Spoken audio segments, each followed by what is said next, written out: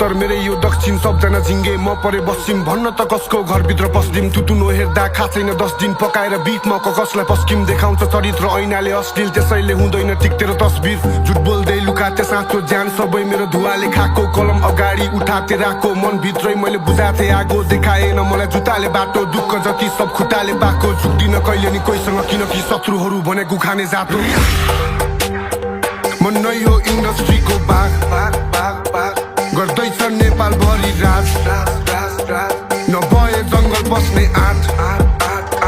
कसैले नदे हुन्छ धाक निल्नलाई गाह्रो होला घाँस नहुँदा 32वटै दाँत फिर्नलाई गाह्रो भएपछि सास सीतालाई कोसेली लाँदाखेरि कुनै बाटो थिएन मेरो आँखा बन्द तर बाटो थिए म कति गल्ती गरेँ मैले विगतमा धेरै कुरा गयो मेरो सातो लिएर म आइसकेछु हेर कहाँ पुगेर सब गलत मात्र सही भएको के छ सम्बन्ध त सब डढिसक्यो म मिठो खान्छु तँलाई काँचो दिएर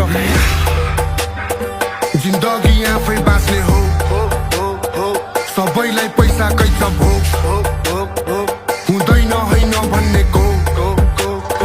झार्दिन्छु मुखैबाट लोभ थन्किँदै घरमै बस्न ब्रो गल्लीमै बसेर नखोज हल्लिँदै आइज गर्न ढोक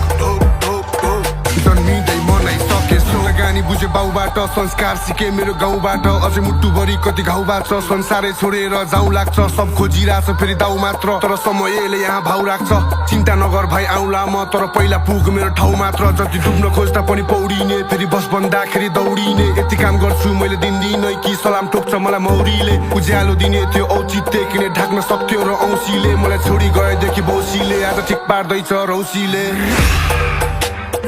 म नै हो बागमा राको बाग गर्दैछ पोखरामा